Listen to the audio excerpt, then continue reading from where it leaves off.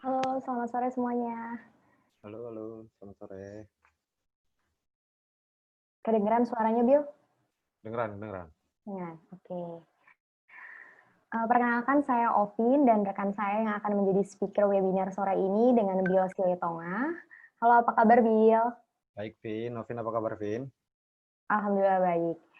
Sebelumnya, terima kasih banyak untuk Bapak Ibu yang sudah menyempatkan join di webinar Akseleran. Semoga kita semua dalam keadaan sehat. Kita senang sekali nih bisa bertemu melalui Zoom dengan orang-orang yang melek akan pentingnya investasi bagi kesehatan finansial kita.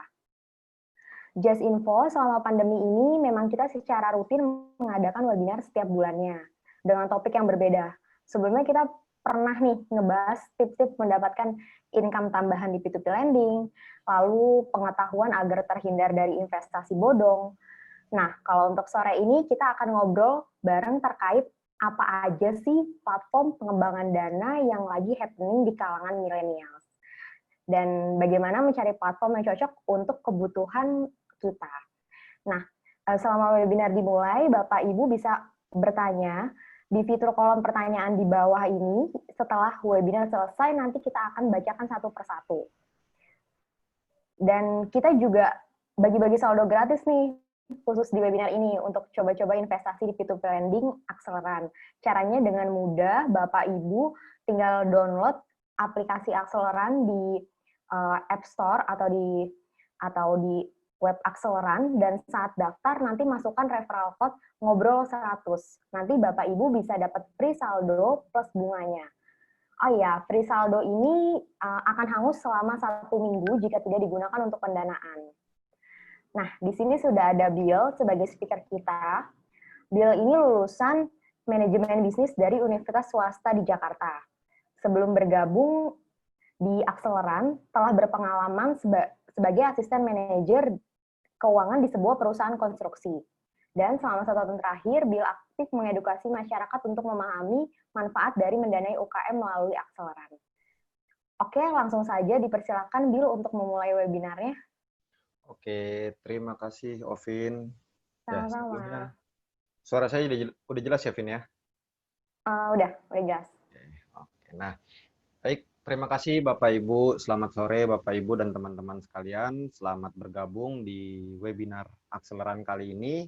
Kali ini kita akan membahas tentang platform pengembangan dana zaman now. Oke. Ya. Nah, sebelum kita kenal lebih jauh tentang platform-platform apa aja sih yang lagi banyak berkembang zaman sekarang ini. Nah, kita harus tahu dulu apa sih arti dari investasi. Nah, investasi itu sebenarnya merupakan sebuah upaya atau cara penanaman suatu bentuk modal dalam jangka waktu tertentu.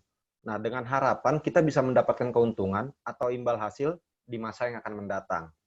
Nah, manfaat dari investasi sendiri apa sih? Ada 3 manfaat dari investasi. Nah, yang pertama adalah future goals atau tujuan di masa depan. Nah, kalau milenial tuh pada umumnya tuh kalau umur-umur sekarang ini ngumpulin modal nikah nih buat 2 tahun atau misalnya punya target dalam 10 tahun nanti mau beli rumah secara cash ya. Nah, dengan kita berinvestasi, tujuan kita untuk menggapai tujuan itu finansial kita bisa tersupport gitu. Nah, jadi dengan kita berinvestasi, kita juga bisa dapetin passive income.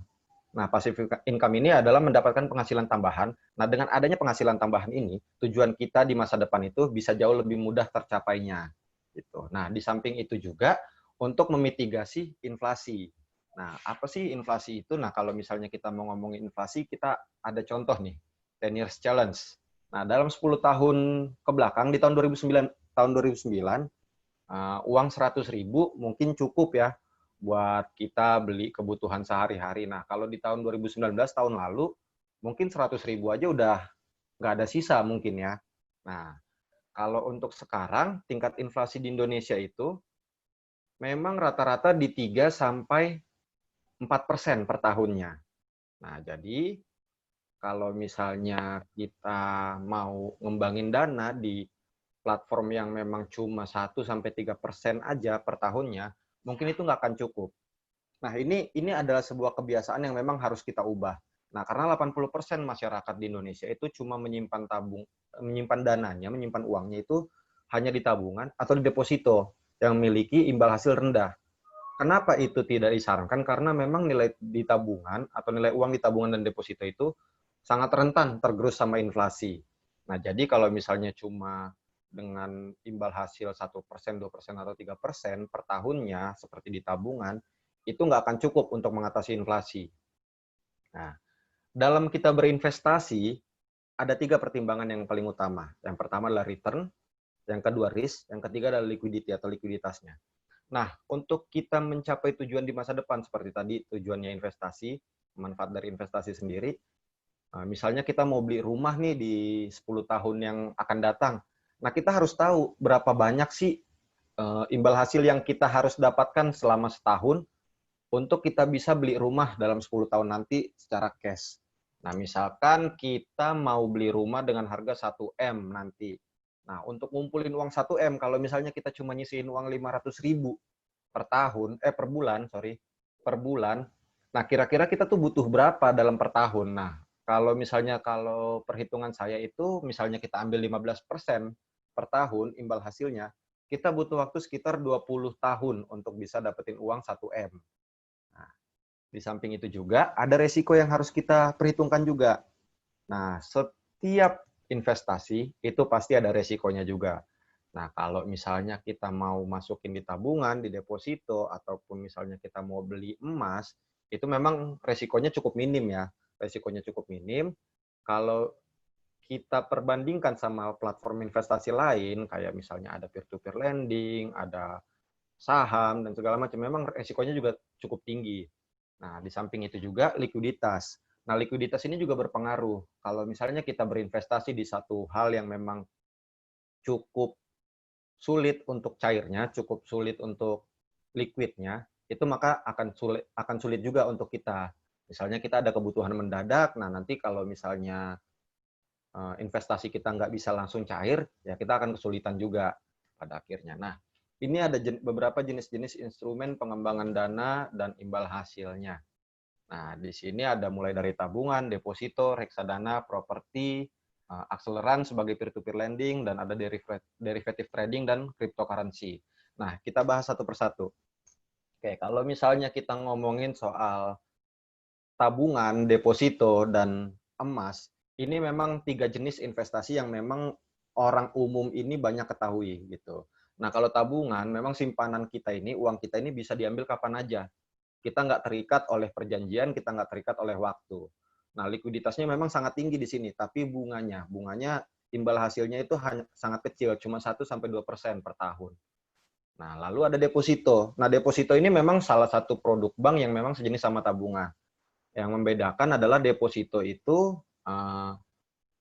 kita diwajibkan untuk menyetor dengan nominal yang sudah ditentukan di awal selama jangka waktu yang sudah ditentukan juga. Nah, misal dana yang didepositkan ini juga tidak bisa dapat ditarik nih sebelum jatuh tempo. Nah, rata-rata kalau untuk deposito itu ada yang 1 bulan, ada yang 3 bulan, sampai 24 bulan. Nah, kalau misalnya kita memang butuh urgent dari deposito ini nggak bisa langsung dicairkan gitu aja. Ada prosesnya juga, kita harus harus datang ke tempat depositonya, melakukan proses dan segala macam. Nah, terus ada juga biasanya penaltinya yang dikenakan kalau misalnya belum jatuh tempo. Nah, yang satu lagi yang cukup umum dan mungkin ini kita dari kecil udah tahu ya, emas. Ya, emas ini dianggap memang salah satu produk investasi yang paling aman. Nah, emas ini memang dia pulih paling cepat ketika misal ada kemerosotan ekonomi. Nah, kita ambil contoh, dalam 1 tahun terakhir ini harga emas itu bisa naik 13%. Nah, memang ketika orang-orang itu menarik dananya dari instrumen investasi lain, orang-orang biasanya cenderung akan lari ke emas. Gitu. Nah, jadi memang harga emas ini biasanya sering berlawanan nih dengan pasar saham atau pertumbuhan ekonomi. Tuh. Nah, ada lagi reksadana. Nah, reksadana ini adalah wadah pengelolaan dana yang memang dikelola oleh MI atau manajer investasi. Nah, dana yang kita berikan ke MI atau manajer investasi ini dikelola oleh mereka, dimasukin ke dalam portofolio investasi kayak saham, obligasi, pasar uang, deposito, dan lain-lainnya. Nah, untuk reksadana sendiri ada 3 jenis pada umumnya. Yang pertama ada reksadana pasar uang. Nah, kalau reksadana pasar uang ini memang yang resikonya paling kecil, tapi imbal hasilnya juga cukup kecil juga ya. Kalau misalnya di reksadana pasar uang, itu imbal hasil rata-rata di 4-5%. Nah, yang dilakukan oleh MI biasanya kalau di reksadana pasar uang itu mereka memutarkan dana kita masuk ke obligasi dan ke pasar uang dan juga ke deposito. Nah, ada lagi pendapatan tetap. Reksadana pendapatan tetap memang bunganya dia lebih tinggi daripada pasar uang. Nah, dia nanti di sini oleh MI dana kita itu akan diputarkan dicampur nih. Ada yang masuk ke pasar uang, ada yang masuk ke obligasi dengan resiko yang rendah, dan ada juga sebagian yang dimasukkan ke resiko tinggi dengan return yang tinggi juga, yaitu dimasukkan ke pasar modal atau pasar saham. Nah, ada lagi reksadana pasar modal yang memang khusus masuk dia terjun ke pasar modal.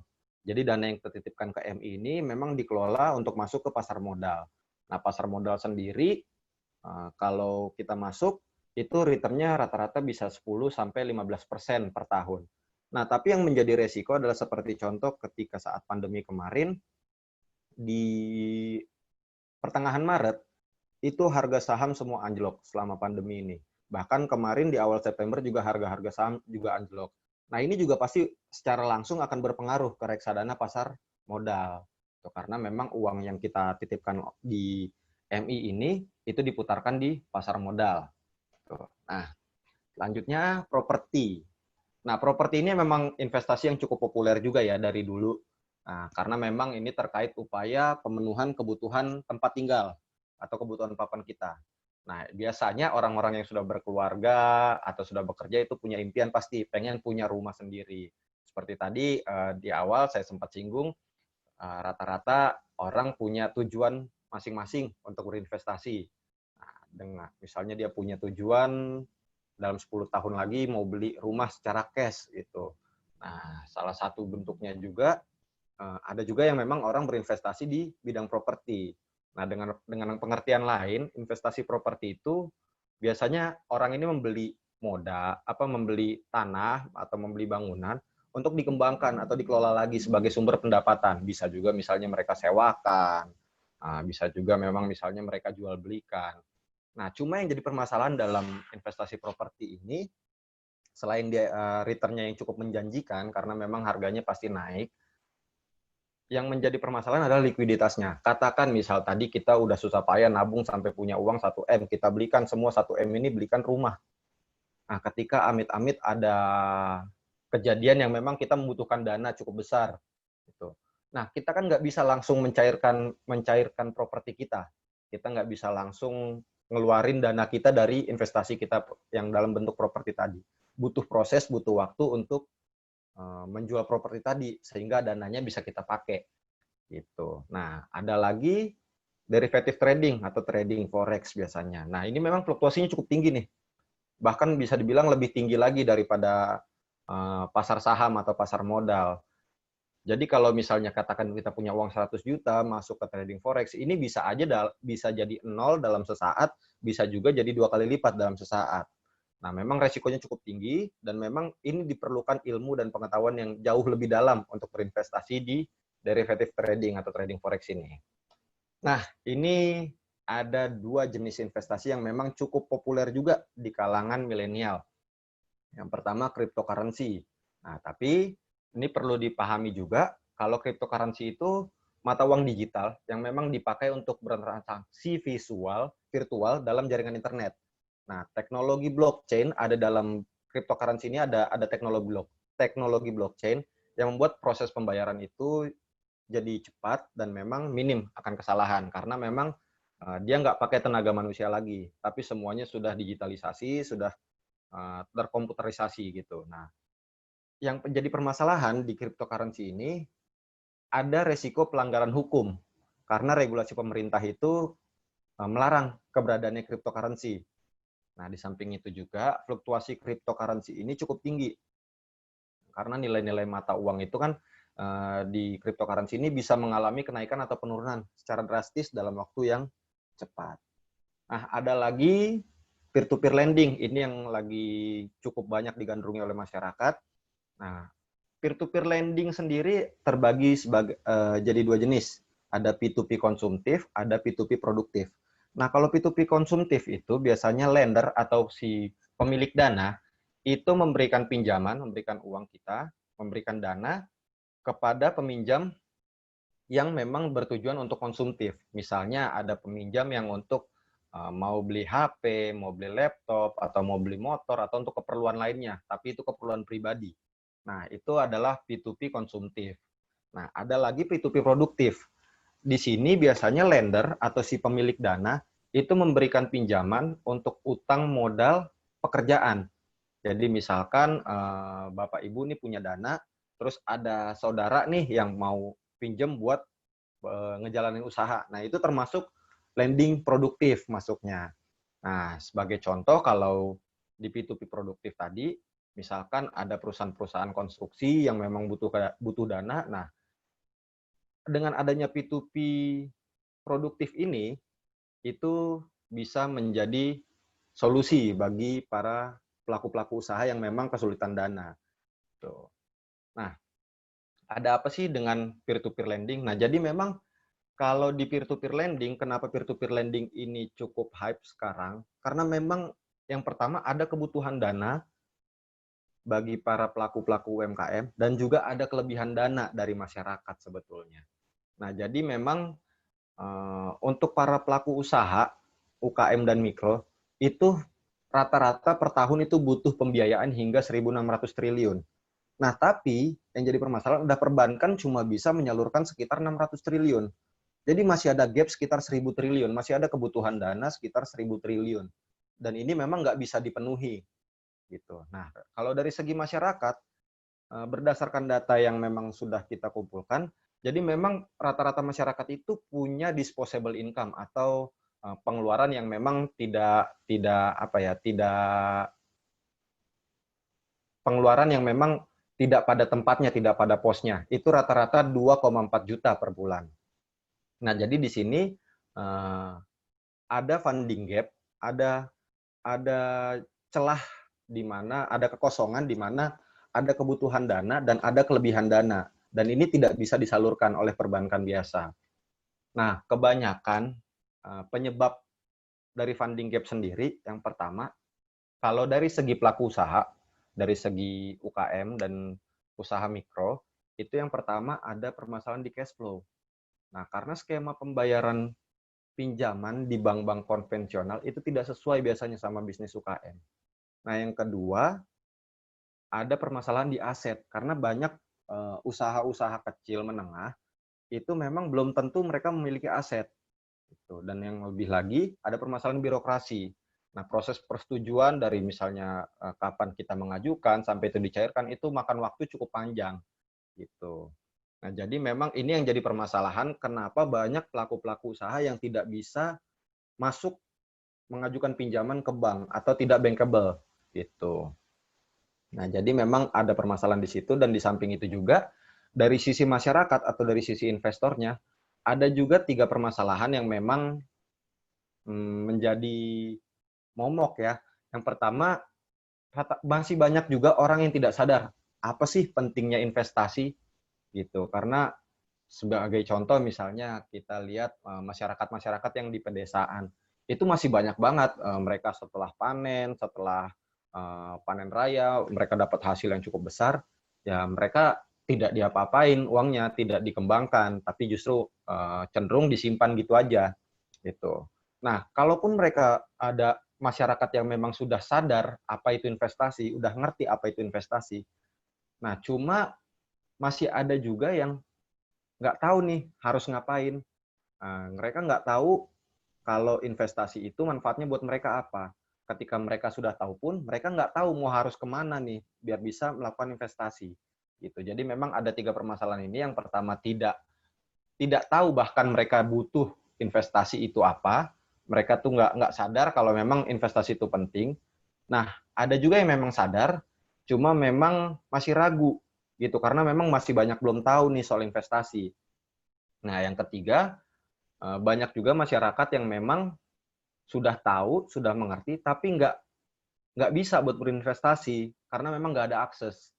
Nah, di zaman teknologi zaman sekarang, semua jenis instrumen investasi itu hampir rata-rata tuh sudah memiliki platform digital. Bahkan kayak emas yang kita tahu biasanya emas itu harus ada bentuk batang, bentuk fisiknya sekarang udah ada namanya emas digital. Nah, jadi memang hampir semua jenis instrumen investasi itu sudah didigitalisasi. Nah, di sini Akseleran hadir sebagai platform P2P yang memang membuka akses pendanaan untuk usaha kecil menengah atau UKM. Nah, dengan menghubungkannya dengan para crowd investor atau dengan masyarakat. Tuh. Nah, konsep awalnya kalau untuk di P2P sendiri dan khususnya di Akseleran, jadi sebagai platform, Akseleran itu melakukan penilaian resiko kredit scoring kepada para pelaku usaha. Nah, para pelaku usaha ini mengajukan proposal pinjaman, nanti sudah disaring oleh Akseleran, sudah diberikan penilaian resiko dan kredit scoring, itu nanti akan di listing di aplikasi atau di websitenya Akseleran. Nah, nanti para investor atau para pemberi pinjaman ini bisa melihat di platformnya Akseleran. Nah, bisa melihat informasi imbal hasilnya berapa. Nah, nanti para investor ini bisa memberikan pinjaman langsung. Nah, dengan modal Rp100.000. Nah, jadi untuk Bapak Ibu sekalian yang baru bergabung, khususnya baru mencoba Akseleran, bisa menggunakan kode referral ngobrol 100, ngobrol 100, nanti langsung dapat free saldo Rp100.000. Nah, untuk Bapak Ibu juga yang memang masih punya pertanyaan, boleh silahkan diisi di kolom Q&A di bawah, diklik aja, nanti tinggal ditulis, nanti di akhir sesi, nanti akan ada Ovin yang bahkan membawakan pertanyaan-pertanyaan tersebut. Nah, jadi itu tadi, balik lagi, kalau konsepnya P2P itu sendiri, dari para pelaku usaha mengajukan proposal pinjaman, nanti Akseleran yang akan memfilter, membuat penilaian kredit scoring, lalu akan diserahkan atau di listing supaya investor ini tahu. Nah, jadi nanti investor bisa memberikan pinjaman dengan modal minimal Rp100.000. Nah, untuk Akseleran sendiri memang memiliki fitur pinjaman yang cukup baik ya. Nah, untuk jumlah pinjaman minimal di Akseleran itu 75 juta. 75 juta dengan maksimum 2 miliar. Suku bunganya rata-rata di 14 sampai 30% paling tinggi efektif per tahunnya. Untuk tenor ada di 1 sampai dengan 1 tahun, 1 bulan sampai dengan 1 tahun. Rata-rata di Akseleran itu memang 1 sampai 3 bulan. Nah, frekuensi pembayarannya sendiri bisa dicicil bulanan atau di akhir tenor. Nah, untuk agunan memang di mayoritas peminjam di Akseleran itu harus memiliki agunan, mayoritas. Nah, agunan ini bisa berupa invoice, SPK, peralatan, terus storage dan segala macamnya, atau kendaraan bermotor. Nah, itu bisa menjadikan agunan untuk para peminjam di Akseleran. Nah, ada 3 hal yang memang diperlukan, yang dilakukan oleh Akseleran untuk memfilter para peminjam. Nah, jadi yang pertama kita ngelihat kapabilitas si peminjamnya ini sendiri. Laporan keuangannya seperti apa, financial capabilities-nya seperti apa. Kita lihat laporan keuangannya, kita lihat dalam 1 tahun ke belakang, bagus atau tidak. Nah, kita juga cross-check juga rekening korannya. Kita cross-check rekening korannya benar atau enggak nih apa yang dituliskan di laporan keuangan. Nah, yang kedua kita lihat kolateralnya, agunannya. Nah, agunan tadi seperti yang sempat saya jelaskan sebelumnya, agunannya bisa berupa invoice, SPK, PO, dan sejenisnya. Nah, kita ngelihat juga dan kita cross-check juga, kita validasi secara independen. Jadi nanti dari tim Akseleran akan menghubungi si pemberi kerja atau si payor, kita akan cross-check nih, benar nggak sih kolateralnya ini, benar nggak sih agunannya ini sudah jatuh tempo apa belum, sudah dibayarkan atau belum. Nah, gitu. Nah, samping itu kita juga lihat karakter si peminjam.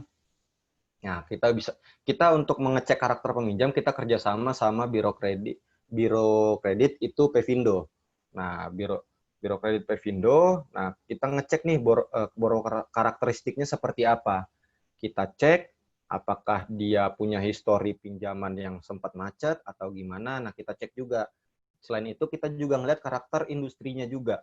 Kita cek karakter industrinya seperti apa. Nah, misal di tengah pandemi ini kita cek juga nih, industri apa sih yang kira-kira lagi turun dan industri apa yang memang nggak terdampak secara langsung. Nah, dari hasil kredit scoring tadi akan muncul kredit scoring dari A++ sampai E, tapi yang masuk di Akseleran hanya dari A++ sampai dengan C. Nah, semakin bagus kredit scoringnya, itu semakin rendah juga bunganya. Dan semakin jelek hasil kredit scoringnya, itu semakin tinggi juga bunganya. Tuh. Nah, ini ada beberapa jenis peminjam di akseleran. Nah, ini ada dari jenis peminjamnya pengadaan dan perawatan dump truck. Ada juga desain interior, ada juga jasa branding. Nah, memang di sini kita bisa lihat di listingnya listing campaign-nya akseleran, itu ada proteksi asuransi juga. Nah, di sini kita bisa cek nih, hasil kredit scoringnya seperti apa. Ini ada hasil kredit scoringnya B++, ini B+, ini B++. Nah, kita bisa ngecek juga untuk tenor berapa lama, dengan bunganya berapa lama. Nah, frekuensi angsuran pokoknya seperti apa. Ini di sini ada di akhir tenor, dan kadang ada juga yang memang dicicil secara bulanan. Tuh. Nah, kita ambil contoh, misalnya kita punya dana 10 juta. Kita punya dana 10 juta, kita investkan di campaign yang memang tenornya 4 bulan. Campaign yang tenornya 4 bulan, berarti 1 bulan kita dapat 1,25% dengan bunga 15% per tahun.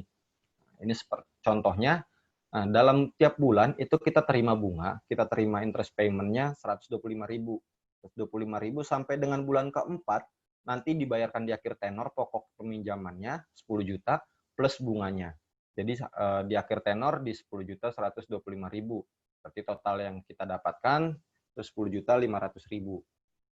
Nah, ini yang paling penting. Bahkan ini yang perlu kita ketahui di setiap platform investasi apapun. Di setiap jenis investasi kita harus tahu mitigasi resikonya seperti apa.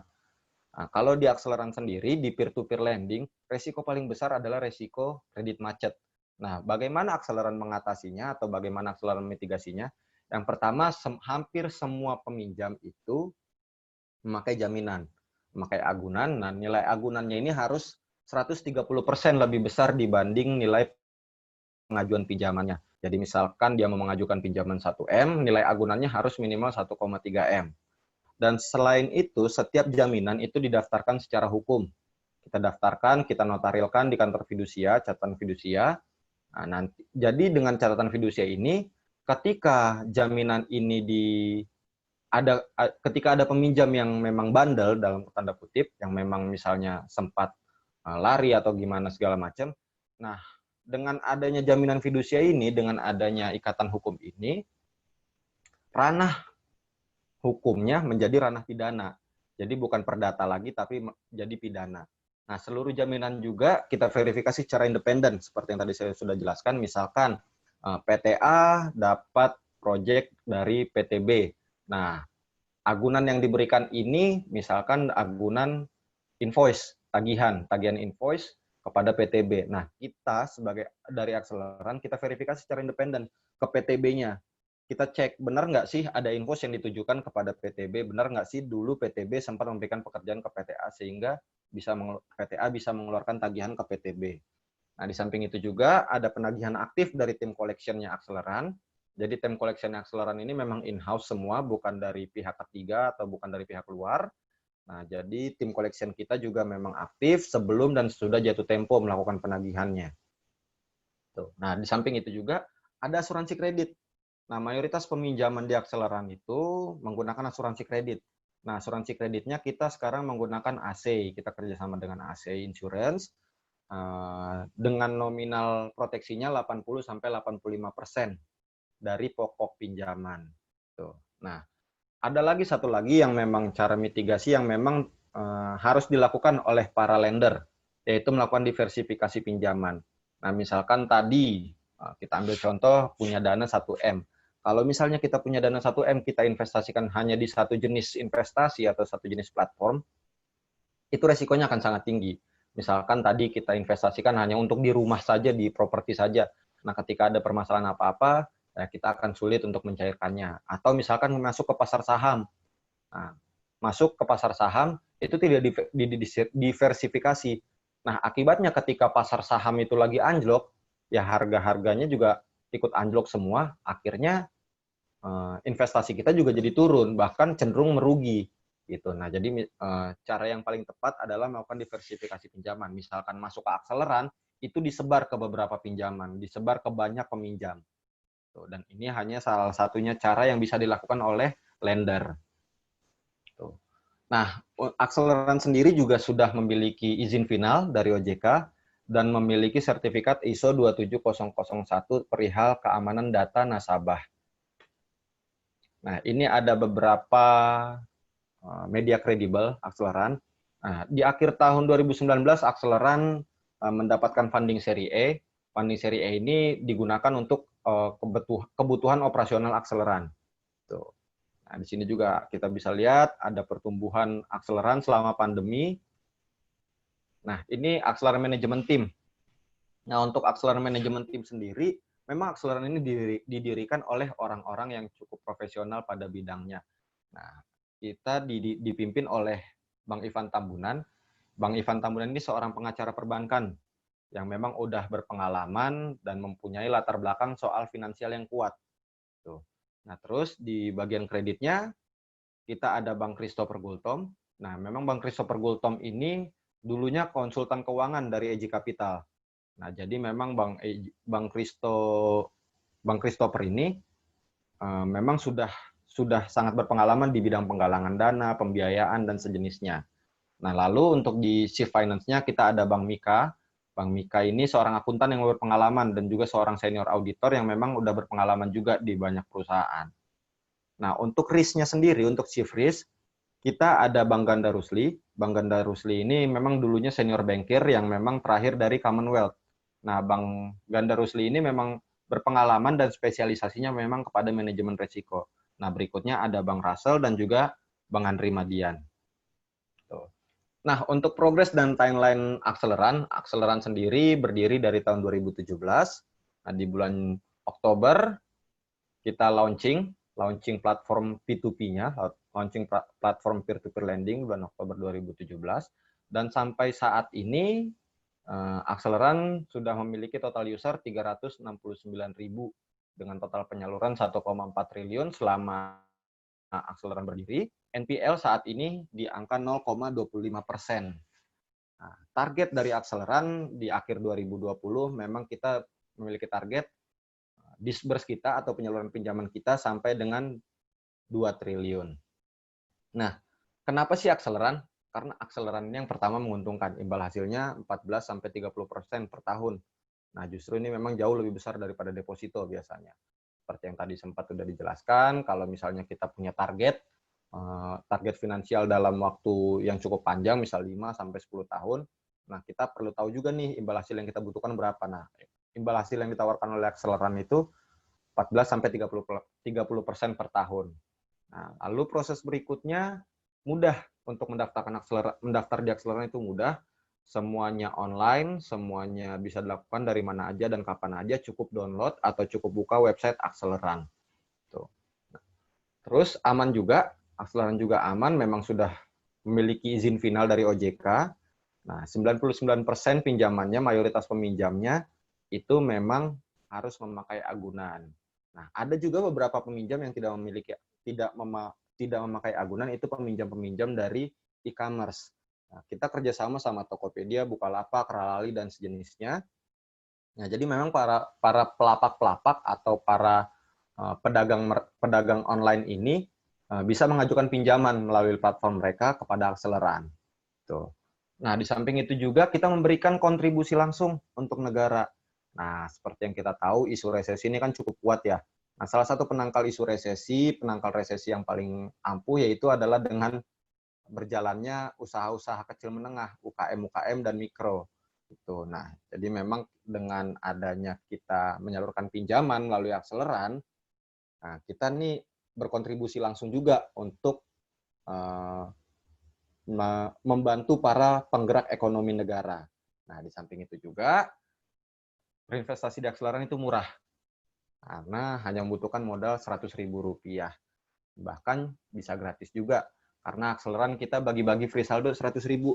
Nah, caranya gampang, kita cukup install aplikasi atau buka websitenya, daftar email dan password, lalu masukkan kode referral ngobrol 100, ngobrol 100. Lalu kita isi kelengkapan data, tunggu verifikasi, nanti uang 100.000 atau saldo 100.000 yang kita dapatkan bisa langsung diinvestasikan. Gitu. Nah, ketika kita sudah mendaftar, kita juga bisa dapat untung lebih nih dari Akseleran. Nah, dengan caranya membagikan kode referral. Nah, kode referral apa sih? Kode referral nanti jadi setiap para pengguna atau setiap lender itu akan memiliki kode referral masing-masing. Nanti kode referralnya bisa kita bagikan, setiap orang yang memakai kode referral Bapak Ibu sekalian, itu akan dapat free saldo 100.000. Keuntungannya buat Bapak Ibu akan mendapatkan komisi 0,5% dari nilai top up yang dilakukan oleh pengguna kode referral selama 6 bulan ke depan. Nah, cara menjalankan program referee ini tadi, masuk ke menu lainnya kalau dari aplikasi, masuk ke menu lainnya, buka bagian kode referral, lalu nanti bisa klik bagikan atau share, nanti tinggal kita bagikan seluas-luasnya dan sebanyak-banyaknya. Nah, cara mendapatkan referral yang banyak itu dengan cara yang pertama bisa sharing di sosial media, bisa bikin review lewat blog atau bikin review juga di YouTube. Nah, sekian dari saya. Terima kasih. Pada Ovin, silakan. Wah, thank you Bill untuk sharingnya. Cukup banyak ya alternatif investasi saat ini nih. Betul. Tinggal gimana kita menyesuaikan sesuai kebutuhan dan pengetahuan kita terhadap sebuah instrumen investasi. Oke, mungkin ini udah ada beberapa pertanyaan yang masuk juga nih. Oke. Sambil aku bacain juga. Pertanyaan pertama dari Pak Ricardo. Selamat sore Pak Bill Silitonga.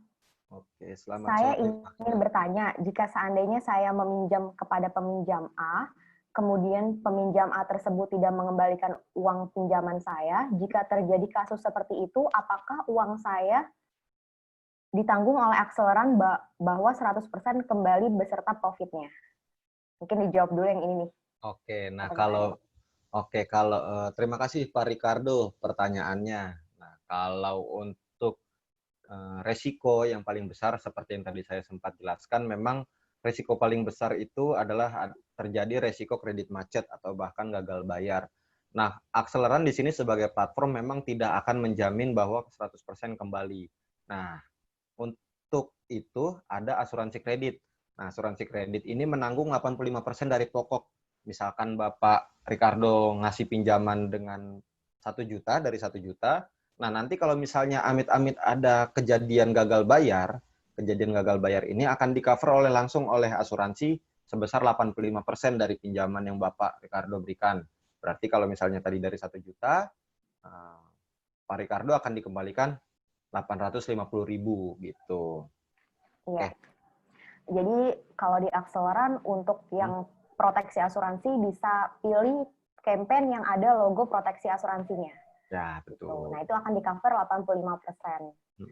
Sisa dari 15%-nya itu nanti memang masih jadi kewajiban akseleran, jadi kita mesti penagihan, kalau misalkan nanti akan ada pembayaran, itu akan didistribusikan langsung ke lender juga. Gitu.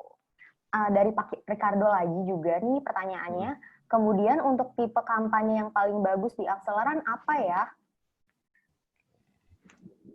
Oke, untuk tipe kampanye yang paling bagus di akseleran. Nah, jadi memang kalau tipe kampanye atau tipe campaign yang tidak ada sektornya ya, Bill? Ya, tidak ada sektornya. Nah, kita memang ngelihatnya nih dari rating.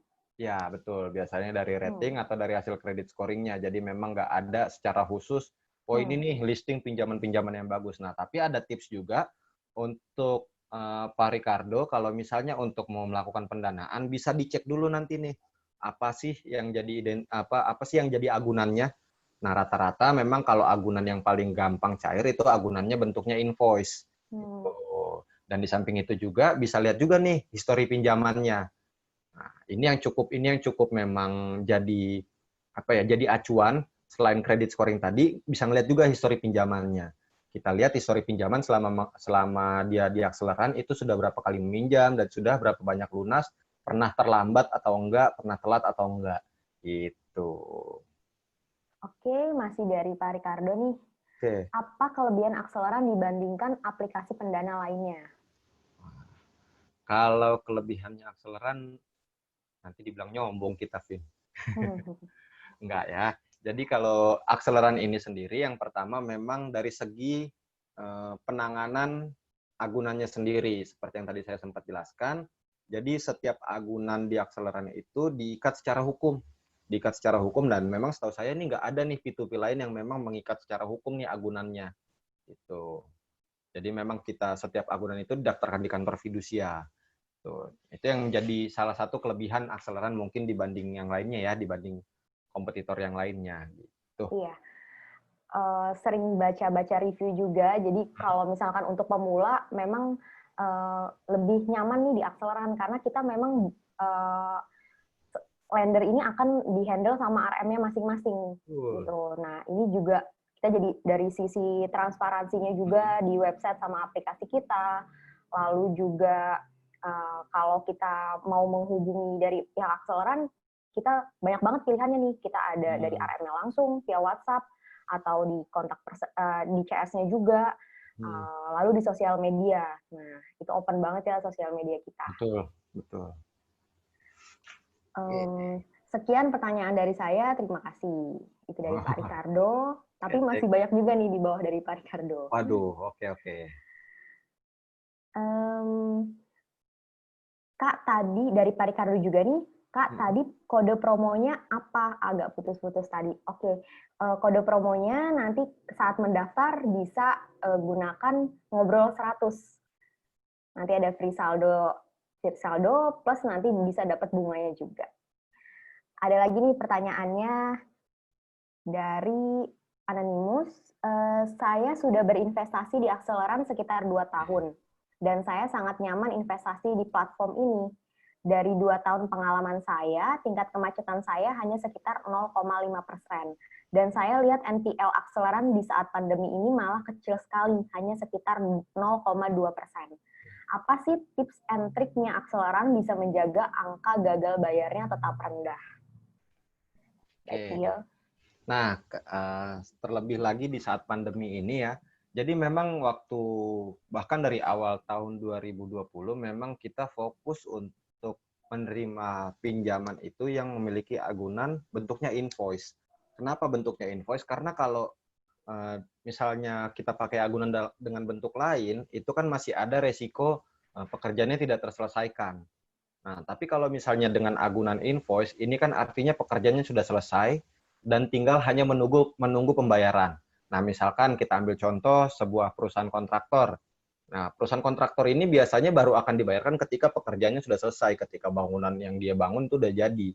Baru mereka mengajukan invoice. Nah, tapi ketika mereka mengajukan itu, invoice itu nggak bisa langsung cair. Biasanya ada proses 2-3 bulan lagi. Gitu. Nah, dari situlah kita ngelihat kalau misalnya para pelaku usaha kontraktor ini biasanya nih butuh nih dana untuk ngelakuin project selanjutnya, tapi invoice mereka belum cair. Nah, jadi kita ambil invoice-nya, kita pakai invoice-nya, kita jadikan agunan, kita berikan mereka pinjaman. Nah, memang jadi selama pandemi ini kita fokusnya di situ, kita fokus menggunakan invoice gitu. Jadi itu yang salah satu mencegah terjadinya NPL yang turun gitu. Gitu, Vin. Oke, lanjut lagi dari Pak Ricardo, lebih aman P2P yang konsumtif atau produktif, Kak? Nah, jadi kalau misalnya ini kita ambil contoh sehari-hari aja ya, kita ambil contoh sehari-hari. Memang semua, tapi kalau secara umum semua P2P itu resikonya bisa dibilang hampir sama. Ada resiko kredit macet atau resiko gagal bayar. Nah, jadi memang mau jenis konsumtif atau jenis produktif pun tetap ada resikonya. Gitu. Nah, tapi kalau misalnya untuk di platform yang ada zaman sekarang ini lebih bagus kita lihat dulu mitigasinya seperti apa. Mitigasi resiko dari semua platform ini seperti apa gitu. Nah, kalau di Akseleran tadi udah cukup jelas mitigasi resikonya, ada asuransi kredit sebesar 85%, ada agunan, terus ada juga collection aktif dari tim collectionnya Akseleran. Nah, kita bisa lihat juga nih kalau misalnya di konsumtif mitigasi resikonya seperti apa ketika ada terjadi gagal bayar atau kredit macet, seperti apa mitigasi resikonya. Jadi nanti tinggal Pak Ricardo sendiri bandingkan nih, tinggal Pak Ricardo sendiri bandingkan mitigasi resiko mana yang paling cocok sama Pak Ricardo. Gitu. Dan kalau dari sisi jaminan juga lebih jelas ya. Ya, betul. Untuk yang produktif. Betul, karena kalau konsumtif kan biasanya nggak ada jaminannya ya, atau nggak ada betul. agunannya. Iya. Dan peminjamnya juga lebih jelas. prosesnya juga lama tuh untuk approval-nya menjadi borrower. Betul, betul, betul. Lalu dari Pak Ricardo lagi, Oke. Kak, barusan saya daftar akseleran, ada Amin, B+, B++, dan lain-lain. Ini bedanya apa Nah, terkait beda. credit scoring ini dia? Iya, bedanya hasil kredit scoringnya. Jadi semakin dia nilainya jelek atau semakin mengarah ke C, nah itu berarti hasil kredit scoringnya makin jelek atau resikonya makin tinggi. Nah, jadi ini jadi pertimbangan utama juga ketika mau memberikan pinjaman, kita lihat dulu hasil kredit scoringnya seperti apa. Misalkan dia hasil kredit scoringnya C, ya berarti kita harus tahu nih kalau memang ini pinjaman ini beresiko tinggi gitu. Nah, tapi kalau misalnya dia di A minus, di B atau di B plus plus, itu berarti dia ini cukup aman gitu. Itu, Vin. Oke, thank you nih Pak Ricardo. Hmm. Dari Anonymous, bagaimana strategi akseleran menghadapi pinjaman yang default agar bisa menjaga kepercayaan investor? Wah. Jadi kalau untuk strategi akseleran, yang pertama ada collection aktif. Collection aktif dari sebelum jatuh tempo sehingga sesudah jatuh tempo. Nah, jadi memang terkait aturan OJK juga, memang ada denda yang dikenakan kepada para peminjam ini. Denda yang dikenakan ini 0,1% per hari sampai dengan 90 hari. Nah, ketika sudah melewati 90 hari, ketika sudah melewati 90 hari, collection akseleran ini bukan hanya collection sendiri, tapi harus bersama dengan tim hukumnya akseleran. Karena seperti yang tadi sudah dijelaskan, agunan yang dipakai untuk dijadikan jaminan itu sudah difidusiakan, dalam artian sudah menjadi hak miliknya akseleran. Gitu. Nah, jadi collection-nya akseleran itu udah bersama lawyer, dan di samping itu juga ketika sudah 90 hari jatuh tempo, itu baru bisa masuk klaim asuransi. Nah, jadi untuk menjaga kepercayaan investor ini yaitu, dan di samping itu kita juga kita di sini transparan. Jadi memang setiap upaya collection yang sudah dilakukan itu kita kasih tahu ke para lender atau ke para investor. Gitu. Oh, jadi sebelum memang si pinjaman tersebut ditetapkan default, memang kita Ya, melalui proses panjang dulu betul. dan pada akhirnya biasanya yang memang case-nya yang sudah ada itu memang nggak 100% uangnya hilang. Ya. Jadi memang di selama 90 hari itu kita ada penagihan, bahkan yang sampai 1 tahun pun ada. Betul. Lalu dari Pak Ricardo lagi, tenor paling cepat ini 1 bulan ya, Kak? Iya, betul. Tenor paling Betul. cepat 1 bulan di akseleran. Paling lama di 12 bulan. Paling lama di 12 bulan. Dari Pak Ricardo lagi, berapa lama proses verifikasi data di akseleran di ACCK? Paling lama 1 kali 24 jam. Nah, nanti Betul. ditunggu aja kalau untuk misalnya mau lebih cepat untuk diverifikasi, nanti bisa chat ke kontak person yang memang sudah ditulis tadi. Nah, nanti bisa chat, nanti agar dibantu proses verifikasinya, agar lebih cepat. Oke. Atau nanti bisa langsung hubungi Bill juga ya. Betul. Nanti ada kontaknya juga. Ya. Lalu dari Anonymous, dalam hal terjadi kredit macet dan proses hukum dilaksanakan, apakah suatu saat nanti lender tetap akan mendapatkan haknya? Apakah akseleran sudah pernah mengalami hal seperti ini? Ya, silakan Bill. Oke, kalau misalnya terjadi kredit macet, proses hukum dilaksanakan. Nah, memang ketika proses hukum dilaksanakan, ini tetap berjalan ya. Ini semua tetap berjalan. Nah, kalau ada asuransi, jadi memang akan di-cover dulu oleh asuransi. Nah, ketika ada pembayaran, nah jadi upaya hukum ini kan juga tetap ada upaya penagihan juga. Itu proses hukum juga tetap berjalan di upaya penagihan. Nah, jadi ketika memang misalnya si borrower ini memang ternyata masih sanggup untuk membayarkan, itu pasti akan dibayarkan. Gitu. Oke, selanjutnya akseleran gimana cara jaga NPL? Saya lihat stabil dan baik NPL-nya. Hampir mirip ya pertanyaan-pertanyaannya.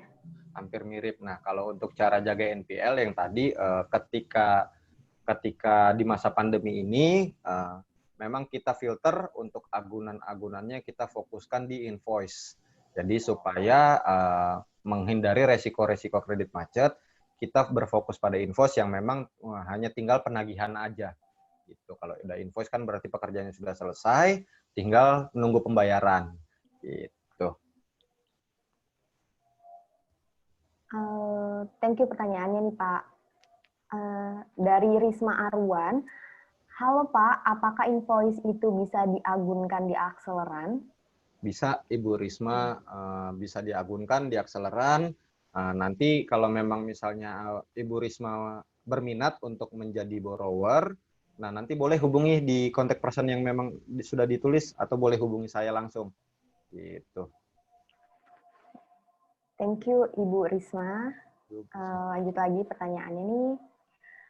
Halo Kak, terima kasih atas penjelasannya. Oh iya, aku sudah bergabung, tapi saat daftar tidak menggunakan kode referral. Apa masih mungkin untuk mendapat dana awal? Dan boleh dijelaskan sedikit apa yang dimaksud dengan debt to asset ratio dan debt to service coverage. Terima kasih Kak, maaf kepanjangan. Iya, dimaafin nggak apa-apa. Oke, nah jadi kalau untuk debt to asset, jadi memang kalau kita ngecek di highlight keuangannya Akseleran, itu ada 3 jenis. Ada debt to asset, ada debt to equity, dan debt service coverage ratio. Nah, kalau debt to asset itu perbandingan antara aset dan hutang mereka. Nah, jadi misalkan kita ngelihat ada si peminjam ini punya nilai aset 1M, tapi dia punya hutang 2M. Nah, berarti debt to asetnya berarti akan 200% jadinya karena nilai hutangnya jauh lebih besar daripada nilai asetnya gitu. Nah, debt to equity juga seperti itu tapi berbanding dengan modal si usaha. Nah, kalau debt to service coverage ratio itu kita ngelihat berapa banyak sih uang kas atau uang liquid atau dana liquid yang memang dimiliki si peminjam ini berbanding sama hutang mereka gitu. Jadi misalkan ternyata hutangnya misalnya cuma punya hutangnya misalnya 100 juta. Nah, dia punya dana cash 1M tapi dia lebih pilih berhutang nih. Nah, berarti debt to service coverage rasionya itu pasti akan 10 kali lipat nih hasilnya. Gitu, atau 1000% gitu. Gitu. Oke, thank you Bill.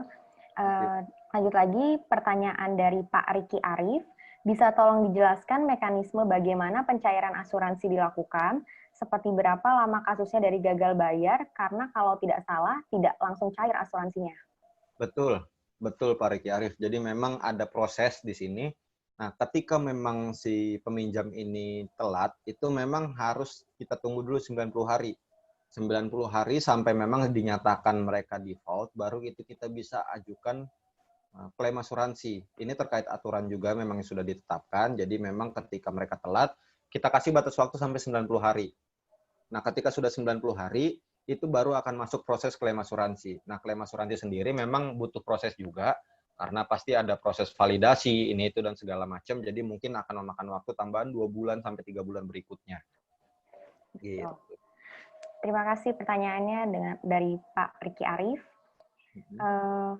Ada pertanyaan lagi dari Bu Risma Arwan. Halo Pak, bagaimana melihat debt ratio atau laporan keuangan yang bagus ya?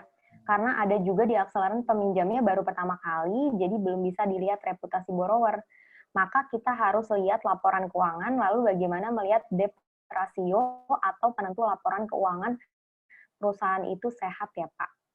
Nah, oke. Kalau untuk kuncinya sebenarnya kita bisa lihat itu dari debt service coverage rasionya. Jadi memang dia punya dana liquid itu berapa besar untuk bisa mengcover hutangnya. Kalau misalnya kita ngelihat cuma dari debt to asset dan debt to equity, karena perusahaan-perusahaan besar pun kayak misalnya perusahaan-perusahaan startup itu rata-rata mereka masih berhutang gitu. Jadi otomatis pasti debt to asset dan debt to equity-nya biasanya besar gitu. Karena aset mereka sendiri masih sedikit, tapi hutang mereka juga udah banyak gitu. Nah, yang paling tepat adalah kita bisa ngelihat debt to service coverage rasionya. Kita bisa ngelihat nih mereka punya likuiditas sebesar apa sih untuk menutupi hutang-hutangnya seperti itu. Baik, terima kasih nih pertanyaannya dari Ibu Risma. Ada pertanyaan lagi dari Bapak atau Ibu Ayub Sagala. Pak Bill, misal Bapak punya dana investasi 100 juta, kira-kira Bapak akan diversifikasi ke berapa campaign? Dan per campaign nominalnya berapa? Wah, oke. Terima kasih Pak Ayub. Misal saya punya duit 100 juta. Amin ya.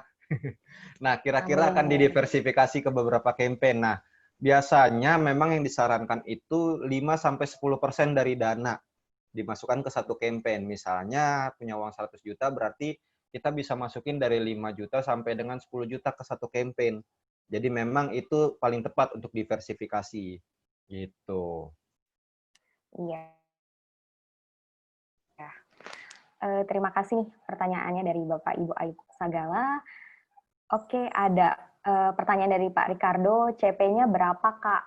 Mungkin boleh disebutkan Oke, Gil. kontak person ya, sekalian saya ketik juga di 08, ini nomor saya langsung di 0812 8470 7150. Oke, saya ulangi lagi di 0812 8470 7150. Baik. Oke.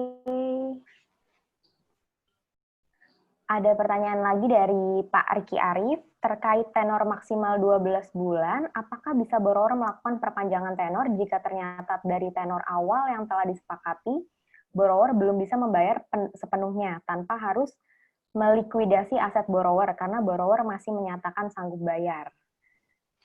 Oke, nah kalau untuk perpanjangan tenor ya, tidak ada perpanjangan tenor ya. betul, kita nggak ada perpanjangan tenor. Nah, jadi misalnya mereka sudah tidak bisa bayar, nah, jadi memang sudah jatuh tempo 12 bulan ya, itu memang sudah jadi ketentuannya gitu. Mereka nggak bisa perpanjang tenor hanya dengan membayarkan bunganya saja, itu nggak bisa.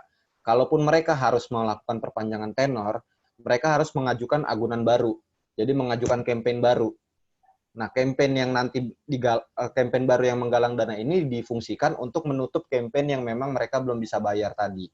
Gitu. Nah, jadi nanti biasanya ratingnya rendah dan ya, ada juga penjelasannya ya tujuan betul. campaign tersebut. Biasanya kalau misalnya kejadian seperti itu tujuan kampanyenya perpanjangan pinjaman gitu. Tulisannya akan ada tulisan perpanjangan pinjaman gitu. Dan itu juga memang banyak ketentuannya juga ya sebelum dia diizinkan untuk perpanjangan untuk menggalang dana lagi. Oke, terima kasih atas pertanyaannya dari Pak Riki Arif. Lanjut lagi, bisa dijelaskan lebih lanjut fitur reksadana di akseleran, apakah otomatis saat data diterima, lalu berapa waktu yang diperlukan untuk mencairkan dana di reksadana agar bisa digunakan untuk pinjaman? Oke. Nah, untuk fitur reksadana di akseleran ini memang masih fitur baru dan masih kita kerjasama sama Tanan Duit dan masih tahap pengembangan sampai saat ini, masih tahap pengembangan. Nah, kalau untuk berapa lama waktu yang akan digunakan untuk bisa mencairkan dana di reksadana, itu dia sama kayak reksadana pada umumnya, Pak. Reksadana pada umumnya itu biasanya makan waktu 5-7 hari. Nah, itu jadi ekspektasinya kita bisa pasang di situ, untuk pencairan dana itu bisa 5-7 hari, seperti reksadana lain pada umumnya. Tuh. Jadi, tapi kalau saya menjelaskan lagi nih, untuk di reksadana ini, di akseleran Tanam Duit memang agak lebih cepat nih dari yang biasanya. Memang kalau di bawah jam 12 itu akan memakan waktu 2 hari, tapi kalau misalkan di atas jam 12 itu kurang lebihnya 3 hari. Betul. Nggak beda jauh sih. Oke, ada pertanyaan lanjutan lagi dari Pak Ricardo. Di akseleran, apakah sampai saat ini banyak yang gagal bayar, Pak? Nah, ini terkait transparan sebenarnya ya di website itu sama di aplikasi ada kita jelas di situ NPL-nya. Jadi dari total penyaluran kita ada 1,4 triliun. Tapi kalau kita bisa lihat di website atau aplikasi itu memang NPL kita ada di 0,2%. Gambarannya seperti itu. Thank you nih Pak Ricardo atas pertanyaannya. Lalu ada pertanyaan lagi dari Bapak atau Ibu Ayub Sagala, kenapa 5% sampai 10% Pak Bill? Oh, ini terkait diversifikasi. Oke, ya karena kalau misalnya 50% kebanyakan Pak Ayub. Nah, jadi memang lebih bagus ya 5% sampai 10%. Tujuannya tadi untuk memang kita bisa menyebarkan dana ini sebanyak-banyaknya. Yang pertama tujuannya itu, yang kedua misalnya amit-amit terjadi gagal bayar, seperti yang di akseleran di 0,25%. Nah, kalau misalnya kita ambil kemungkinan kita misalnya ambil hanya 4 peminjam, hanya 4 peminjam, berarti masih ada kemungkinan satu peminjamnya yang akan gagal bayar. Nah, tapi kalau misalnya kita letakkan di 10 peminjaman, ini kalau misalnya ada kemungkinan satu, itu nggak akan terlalu berpengaruh nih sama cash flow kita. Gitu. Jadi cash flow kita bisa tetap aman, bahkan misalnya nanti dari 9 pinjaman lain itu misalnya ada satu yang macet, 9 pinjaman ini lancar, itu bisa langsung kita putarkan lagi dari 9 pinjaman itu. Gitu, Pak Ayub. Baik, pertanyaannya udah selesai nih, udah kita jawabin Ya. semua. Terima kasih banyak untuk waktunya nih, untuk Bapak Ibu, dan thank you juga nih untuk Bill untuk sharingnya. Thank you juga, Semoga bisa Ovi. bermanfaat ya. Oke. Dan jangan lupa juga kita ada free saldo gratis. Jadi free saldo plus nanti bunganya juga kalau kita pendanaan di Akseleran. Itu nanti bisa gunakan kode referralnya ngobrol 100, ngobrol 100. Jadi saat daftar. Nanti masukkan di kolomnya di situ, nanti bisa lanjut lengkapi datanya. Jangan lupa diinvestasikan karena free saldonya akan hangus dalam waktu seminggu kalau nggak digunakan untuk pendanaan nih. Gitu. Betul. Sayang ya Pak Biel. Sayang Oke, banget.